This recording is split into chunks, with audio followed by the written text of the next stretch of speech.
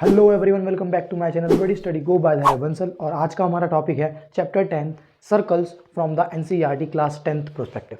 अब हम जो बात करने वाले हैं सर्कल्स में, इसमें मेजरली हमारे पास दो थ्योरम्स हैं जिनके बेसिस पे कुछ क्वेश्चंस हैं जिनको हमको सॉल्व करना होता है। काफ़ी इजी से ही दोनों थ्योरम्स हैं, तो फटाफट से हम इन पर बात कर इसके ऊपर कुछ दो तीन इंपॉर्टेंट क्वेश्चंस एनसीईआरटी के लेंगे। तो चलो फटाफट से हम इन दोनों थ्योरम्स को लेकर चलते हैं कि दोनों थ्योरम्स कहती क्या हैं। सबसे पहले वाली जो हमारी फर्स्ट थ्योरम है वो ये बोलती है कि the tangent and any point to a circle is perpendicular to the radius at point of contact. अब पहली बात, ये पॉइंट ऑफ कॉन्टैक्ट क्या चीज़ है? पॉइंट ऑफ कॉन्टैक्ट होता है जिस पॉइंट पर हमारा रेडियस, ये मेरी टेंजेंट है, ये मेरा रेडियस है, जिस पॉइंट पर जाकर दोनों चीजें मिलती हैं उसको मैं क्या बोलता हूं? पॉइंट ऑफ कांटेक्ट बोलता हूं। मेरा रेडियस और मेरी टेंजेंट का। टेंजेंट क्या होती है? किसी भी पॉइंट पर अगर मैं एक डायरेक्शन बनाता हूं परपेंडिकुलर, उसको मैं टेंजेंट बोलता हूं।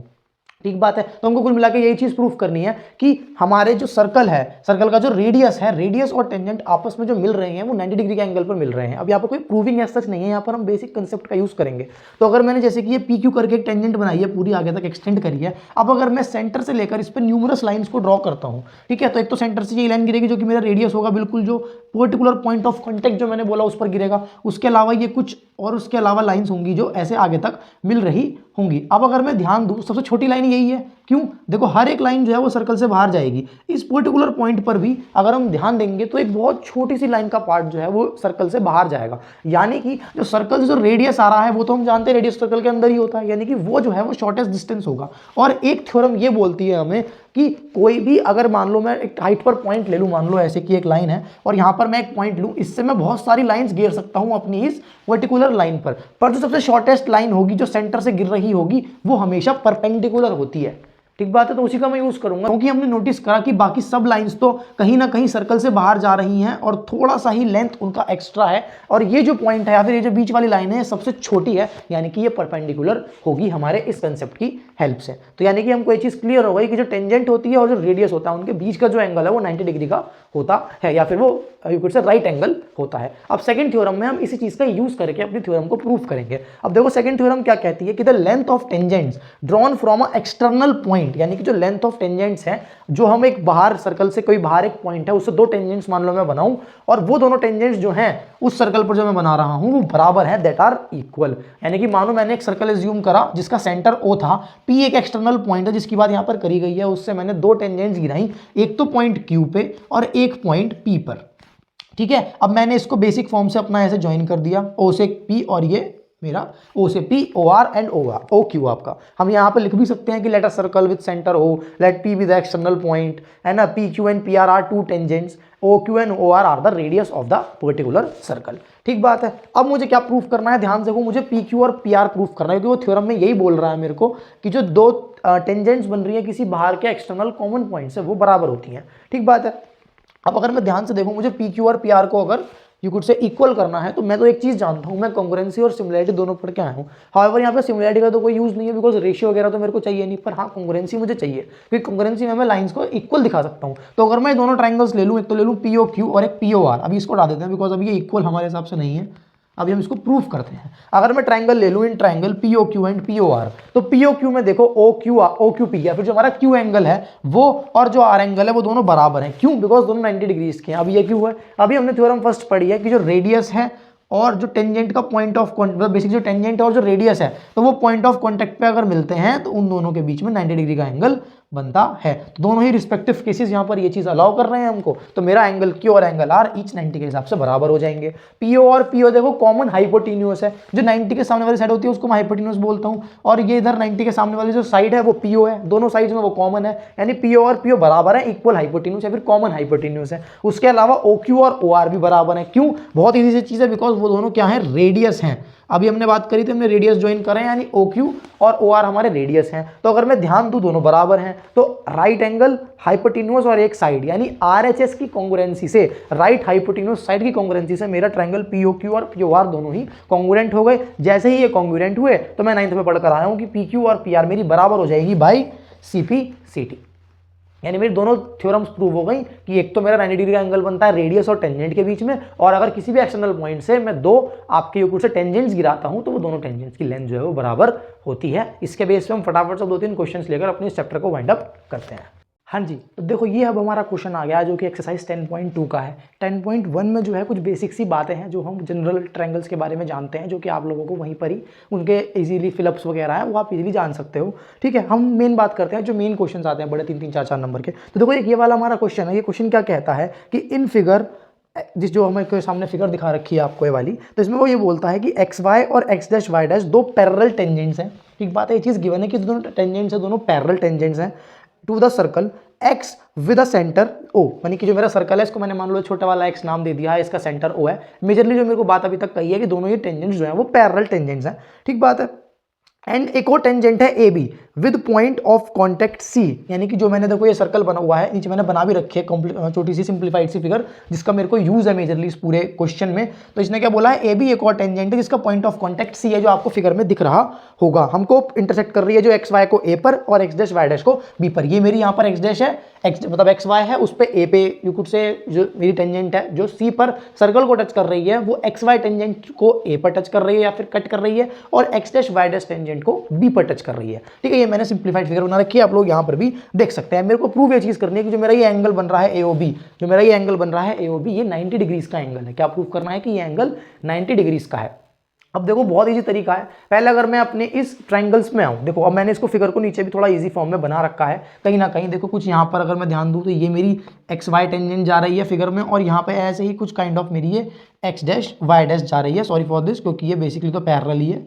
ठीक है, हम इसको ऐसा एज्यूम कर सकते हैं। काइंड ऑफ ये पैरेलल अभी बनी नहीं है, बना देते हैं चलो पैरेलल। अब जब बनाई रखी है फिगर थोड़ी थोड़ी, तो इसको हम अगर देखें तो ये कुछ इस टाइप से जा रही है, जो कि ये ए है, ये एक्स है, ये वाई है। इमेजिन कर लो फिलहाल, बाकी ऊपर तुम्हें फिगर बनी हुई दिख रही है। अब अगर मैं ध्यान दूं, मैं क्या करता हूं, चलो इन ट्रायंगल एओपी और एओसी ट्रायंगल ले लेता हूं। कौन सा, एओपी और एओसी ट्रायंगल अगर मैं ध्यान से देखूं तो मुझे क्या दिख रहा है कि ये मेरा एक पॉइंट ऑफ कांटेक्ट है बाहर। ठीक है, एक सिंगल एक्सटर्नल पॉइंट है और उससे मेरे पास ये दो टेंजेंट गिर रही हैं मेरे सर्कल पे। फिगर में भी देख सकते हो, तो दोनों टेंजेंट्स बराबर होंगी, यानी एपी और एसी की दोनों की वैल्यूज क्या होंगी, बराबर होंगी। तो मैंने लिखा एपी और एसी जो है वो टेंजेंट्स फ्रॉम अ पॉइंट है। ओए ओए मुझे ध्यान दिख रहा होगा कॉमन है, और ओपी और ओसी दोनों रेडियस ऑफ दिस सर्कल है। तो साइड साइड साइड से मेरा ट्रायंगल पीओए और ट्रायंगल एओसी, ये दोनों ट्रायंगल्स जो है मेरे क्या हो गए, आपके कॉन्ग्रुएंट हो गए। क्या हो गए, कॉन्ग्रुएंट हो गए बाय साइड साइड साइड। और जैसे ये कॉन्ग्रुएंट हुए, मैंने क्या करा, अपना पीओए एंगल और पीओसी एंगल, पीओए और एओसी एंगल को क्या दिखा दिया, इक्वल बोल दिया, और दोनों को फिलहाल एक्सलेट कर लिया just for my sake of isness. मैंने क्या करा, दोनों ट्रायंगल्स को कॉन्ग्रुएंट दिखाया और अपना पीओए और एओसी एंगल्स को बराबर दिखाया। वैसा क्यों करा, क्योंकि मुझे कहीं ना कहीं एओबी एंगल जो है उसको 90 डिग्री प्रूफ करना है। तो एओबी तो तभी आएगा ना जब मेरे पास ये दोनों ट्रायंगल जो है मेरा एओसी और बीओसी, किसी तरह अगर मैं इन दोनों को साथ में लेकर आ पाऊँ तब कहीं मैं इसको 90 डिग्री प्रूफ कर सकता हूँ। तो उसी के लिए मैंने ये चीज़ करी है। बिल्कुल सिमिलर केस हमारा इसका रेप्लिका नीचे बन रहा है। देखो क्यूओबी और बीओसी, वही कि ये वाला पॉइंट है, इसे दो टेंजेंट्स मेरी सर्कल पे गिर रही हैं, दोनों बराबर है। बीओबी कॉमन है, ओक्यू और ओसी बराबर है, because both are the radius of the circle. तो मतलब मेरे दोनों ट्रायंगल्स भी मैंने लिखकर छोड़ दिया सिमिलरली, दोनों ट्रायंगल्स भी मेरे सिमिलर कॉन्ग्रुएंट हो गए, जिसकी वजह से मैंने इसमें भी सेम क्यूओबी और बीओसी एंगल्स को बराबर दिखा दिया और दोनों को फिलहाल वायलेट कर लिया। इतनी बात में कोई दिक्कत नहीं है। ऊपर दोनों ट्रायंगल्स कॉन्ग्रुएंट दिखाए, एंगल्स को एक्सलेट करा बराबर दिखाकर, सिमिलरली नीचे कर दिया। अब अगर मैं ध्यान से देखूं, बिकॉज पी क्यू जो है एक स्ट्रेट लाइन है, वो डायमीटर है सर्कल का। बिकॉज देखो अच्छा हमको पता कैसे चला, बिकॉज वो ओ से जा रहा है और उसने बोला है कि ओ जो है वो सेंटर ऑफ द सर्कल है, और अगर सेंटर से कोई एक स्ट्रेट लाइन पास कर रही है तो नॉर्मल सी बात है कि वो क्या है, डायमीटर है। तो डायमीटर है, diameter is a straight line. तो अगर मैं ध्यान दूं तो इस स्ट्रेट लाइन पर इधर से देखो, ये चारों एंगल्स इस स्ट्रेट लाइन पर linear pair kind of system बना रहे हैं। यानी कि अगर मैं बोला, वही मैंने लिखा कि पी क्यू एक डायमीटर है, दैट इज इसका मतलब ये एक स्ट्रेट लाइन है, और स्ट्रेट लाइन पे जो सारे एंगल्स का सम होता है वो 180 डिग्रीज का होता है। यानी x प्लस वाई 180 डिग्रीज के बराबर आ गया। अब अगर हम ध्यान से देखें, अब क्योंकि ये चीज आई, इसका मतलब ये होगा कि 2x प्लस 2y 180 डिग्रीज के बराबर हो गया। अगर मैं 2 को कॉमन ले लूँ तो x प्लस वाई 180 डिग्रीज के बराबर हो गया। तो यानी मेरे x प्लस वाई की वैल्यू 90 डिग्री आ गई। और अगर हम ध्यान से नोटिस करें तो मेरा, अगर मैं देखूँ तो ये रहा x और ये रहा y, ये पूरा एंगल मेरा AOB एंगल ही बन रहा है। फिगर बनाने का रीजन बस यही था। एग्जैक्ट फिगर आप लोगों को ऊपर दिख रही होगी। AOB एंगल ही था मेरा, जो कि था x प्लस वाई, यानी कि मेरा एंगल AOB जो है वो मेरा क्या प्रूफ हो गया, 90 डिग्री प्रूफ हो गया। काफ़ी इंपॉर्टेंट क्वेश्चन है, एग्जाम में आने के चांसेस भी इसके काफ़ी ज़्यादा हैं। तो अब एक क्वेश्चन और लेते हैं हम इस पर, फिर इस चैप्टर को वाइंड अप करते हैं। हाँ जी, तो चलो सेकंड इंपॉर्टेंट क्वेश्चन लेकर अब हम आ गए हैं। तो सेकंड क्वेश्चन देखो क्या कहता है, आप लोगों को सामने दिख भी रहा होगा कि यह triangle ABC is drawn to circumscribe a circle of radius 4 centimetre. क्या मतलब है कि ये मैंने जो ट्रायंगल बना रखा है, ये ट्रायंगल किस तरीके से बनाया है कि ये इस सर्कल को हर एक पॉइंट पर, यानी कि जितनी भी साइड्स हैं इसकी, वो एक पर्टिकुलर पॉइंट पर टच कर रही हैं, जो कि हमको फिगर में दिख भी रहा है। इस सर्कल का जो हमारा रेडियस है वो 4 सेंटीमीटर का है। जो मेरा ये BC पूरी लाइन है इस ट्रायंगल की, ये जो दो पार्ट्स में डिवाइड हुई है BD और DC, उन दोनों की लेंथ मेरे को गिवन है, जहां पर मेरा BD 8 सेंटीमीटर है और मेरा DC 6 सेंटीमीटर है। ये चीज मेरे को क्वेश्चन में ऑलरेडी गिवन है। ठीक बात है, हमको प्रूफ क्या करना है, या फिर हमको फाइंड ये करना है कि मेरी साइड जो आपको दिख रही है ये AB और ये AC पूरी साइड्स, मुझे इन दोनों को फाइंड आउट करना है कि इनकी वैल्यू क्या होगी। ठीक है, तो अब हम बात करते हैं इस क्वेश्चन में जो हमको गिवन है उस फॉर्मेट में। देखो हमको क्या दे रखा है कि जो हमारा BD है वो 8 सेंटीमीटर है, DC है वो 6 सेंटीमीटर है। ठीक बात है, और उसके अलावा क्या दे रखा है, अब हम क्या जानते हैं, BE और BD बराबर हो जाएंगे 8 सेंटीमीटर के। क्यों? क्योंकि अगर हम ध्यान से देखें तो B जो है वो एक कॉमन पॉइंट है बाहर से, जो उस सर्कल पर दो टेंजेंट्स मेरी BE और BD गिरा रहा है, यानी कि वो दोनों टेंजेंट्स बराबर होंगे। अभी हम थ्योरम का यूज करके आए हैं, तो दोनों की वैल्यू 8 हो गई। बिल्कुल सेम केस मेरा CD और CF हो जाएगा इस वाले हाथ पे। ठीक बात है, तो मतलब मेरी CD और CF भी आपस में क्या हो गई, बराबर होकर 6 सेंटीमीटर हो गई। और जो मेरी लास्ट दो टेंजेंट्स बची, जो मेरी A से गिर रही हैं, AE और AF, उनको मैंने फिलहाल के लिए X मान लिया और वो दोनों भी बराबर हैं, बिकॉज वो A कॉमन एक्सटर्नल पॉइंट से सर्कल पे गिर रही हैं। ये मैंने मान लिया है। अब अगर मैं इस पूरे ट्रायंगल को नोटिस करूं ABC और इसकी तीनों साइड्स को A, B और C मान लूं, यानी कि मैंने क्या करा, BC को A मान लिया, AC को B और AB को C। ठीक बात है, ठीक है, मैंने क्या करा, BC को A माना, AC को B माना और AB को C माना। किसी को कुछ भी मान सकता हूं, उसमें कोई ऐसी बड़ी दिक्कत नहीं है, वो हमारी चॉइस है। ठीक है, हमने क्या बताया, BC की मेरी देखो वैल्यू क्या होगी, 6 + 8 गिवन है, कोई दिक्कत नहीं है, 14। अगर मैं इस पर ध्यान दूं तो इसकी वैल्यू मेरी क्या बनेगी, X + 6, और उधर मेरी उसकी वैल्यू क्या बनेगी, AB की वैल्यू बनेगी मेरी X + 8। ठीक बात है, हमको दिख रहा है ये सब चीजें क्वेश्चन में। तो अगर मैं क्या करूँ, वो मेरे को हीरोन्स फॉर्मूला आता है, मतलब मैं इस पूरे ट्रायंगल का एरिया निकाल सकता हूँ फिलहाल अपनी X की टर्म्स में। मैंने वही करा, पहले मैंने इसका सेमी पेरीमीटर निकाला A + B + C अपॉन 2 करके। तो A + B + C में A की वैल्यू आई 14, B की वैल्यू आई X + 6 और C की वैल्यू आई X + 8 अपॉन 2। इसको फर्दर सॉल्व करने में मेरे को क्या पता लगा कि मेरा 2X + 28, X + X 2X और ये सब मिला के 28 अपॉन 2, 2 कॉमन आया, इससे कट गया, यानी मेरा X + 14 जो है वो इसका सेमी पेरीमीटर निकल कर आया। जिसकी वजह से मैंने एरिया के जब इस फॉर्मूले को पुट करा, फिर एरिया के फॉर्मूले में इस चीज को पुट करा, तो एरिया ऑफ ट्रायंगल ABC का निकल कर आया √S, S - A, S - B, S - C। S की वैल्यू मेरी है X + 14, यानी X + 14 ब्रैकेट में X + 14 minus A, X + 14 minus B और X + 14 - C। मैंने इसको पुट करके देखो मैं ऊपर पहुंचा तो X + 14 का X + 14 आ गया। ठीक बात है, X + 14 - 14 से 14 कट गया मेरा, तो यहाँ पर मेरा को क्या बचा, मेरे को सिर्फ X बचा। सिमिलरली यहाँ पर मेरा X से X कट गया, 14 - 6 8 बचा, और यहाँ पर भी X से X कट गया, 14 - 8 6 बचा। अब आपको फिगर आपको हम यहाँ पे बना देते हैं, फिगर आपकी हमारे पास यहाँ पर आ गई है। ठीक है, अब ये चीज़ क्या बनी, X + 14 X × 8 × 6 क्या हो गया, 8 6 48, 48X और यहाँ पर X + 14, इतना मेरा इस ट्रायंगल का, पूरे ट्रायंगल का एरिया निकल कर आ गया। अब अगर मैं देखो ध्यान से देखूं तो इस पूरे ट्रायंगल में मेरे पे 3 ट्रायंगल और निकल कर आ रहे हैं, जिन ट्रायंगल्स का मेरा रिस्पेक्टिव नाम क्या क्या है, OBC, OCA और OAC। ध्यान दो, O is the centre, O बीच में है, तो ये मेरा एक ट्रायंगल बन रहा है नीचे, एक मेरा ट्रायंगल यहाँ बन रहा है और एक मेरा ट्रायंगल यहाँ बन रहा है। अब क्योंकि मैं ये चीज जानता हूं कि जो मेरा सेंटर से और जो टेंजेंट तक एक लाइन ड्रॉ होती है वो 90 डिग्री होती है, मुझे पहले थ्योरम से पता है कि रेडियस और टेंजेंट दोनों आपस में 90 डिग्री का एंगल बनाती हैं। तो उस वजह से अगर मैं ध्यान दूं तो ये वाला मेरी हाइट हो जाएगी एक पर्टिकुलर ट्रायंगल की, हर ट्रायंगल में ये हाइट हो जाएगी जो मेरा रेडियस है, और पूरा मेरे को बेस पता ही है A, B और C। तो अब मैं ध्यान दूं तो मेरा ये बड़ा वाला ट्रायंगल इन छोटे 3 ट्रायंगल्स के एरिया के सम के भी बराबर है। तो उस चीज का मैं यहाँ पर यूज करने वाला हूँ। मैंने क्या करा, मेरे को पता है also area of triangle ABC किसके बराबर होगा, area of triangle OBC plus area of triangle OCA plus area of triangle OAB। तीनों ट्रायंगल्स का मैंने बारी बारी एरिया ले लिया।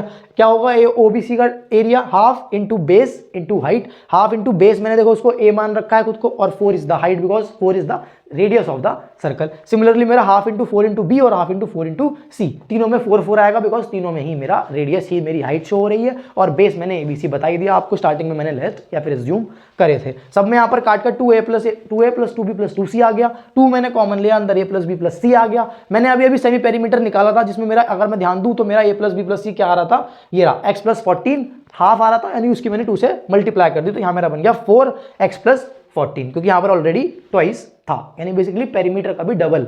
ठीक बात है, यानी कि उसका 4 टाइम्स। तो वही देखो यहाँ पर हुआ है X + 14 का 4 टाइम्स मेरा इसका क्या निकल कर आ गया, एरिया निकल कर आ गया। फिर से हम फिगर को उधर भेज देते हैं फटाफट से। अब हमने देखो क्या चीज नोटिस करी है अभी, तो अभी हम फिर से यहाँ पर लिख लेते हैं। मेरा एक एरिया तो निकल कर आया है इसके हिसाब से 48x x plus 14 under root में, ठीक बात है। किसके बराबर निकल कर आया है ये 4 टाइम्स ऑफ x प्लस 14 के। अब अगर मैं इसको सॉल्व करूं तो मेरे पास सिंपली x की वैल्यू आ जाएगी, x की वैल्यू आ जाएगी तो मेरे पास AB और AC दोनों साइड्स निकल कर आ जाएंगी बहुत इजीली। ध्यान देते हैं अब हम, ये अंडर रूट उधर जाके स्क्वायर बनता है, यानी 48x x प्लस 14, उधर जाके जब मैं इस चीज़ का स्क्वायर करूंगा तो ये क्या बन जाएगा 16 और x प्लस 14 का होल स्क्वायर। अब देखो 16 3 ज़ा 48 होता है, यानी कि ये बचा 3x, और ये इधर जाके पूरा का पूरी ये वैल्यू खत्म होगी और ये स्क्वायर खत्म हो जाएगा, बिकॉज ये 2x प्लस 14 है और ये 1 है, तो 1 से 1 खत्म हो गया, 1x प्लस 14 बच गया, यानी मेरी 3x की वैल्यू क्या निकल कर आ गई x प्लस 14। अगर मैं ध्यान दूँ तो 2x की वैल्यू आ गई 14 और मेरी यहाँ से सिंपली x की वैल्यू क्या आ गई 7। अब अगर मेरे पे x आ गया तो मुझे क्या पता था कि मेरा AC था x प्लस 6 का मतलब क्या हो गया, AC मेरा हो गया 7 प्लस 6 यानी कि 13। सिमिलरली AB की वैल्यू क्या थी मेरी, AB की वैल्यू थी मेरी x प्लस 8, जिसकी मतलब वैल्यू निकल कर आ गई 7 प्लस 8 दैट इज 15 सेंटीमीटर। मेरे पास देखो सारी साइड्स निकल कर आ गई, एक 14 तो दे रखी थी, एक 15 आ गई और एक 13 आ गई। इस तरीके से मेरे ये क्वेश्चन दोनों सॉल्व हो गई। तो ये कुछ मेरे इंपॉर्टेंट क्वेश्चन थे सर्कल से रिलेटेड। इसके बाद अब हम बात करेंगे area related to circles chapter की, इससे अगली वीडियो में। अगर आप लोगों को ये वीडियो अच्छी लगी हो तो इस वीडियो को लाइक करो, चैनल को सब्सक्राइब करो और अपने सभी 10th के दोस्तों के साथ शेयर जरूर कर देना।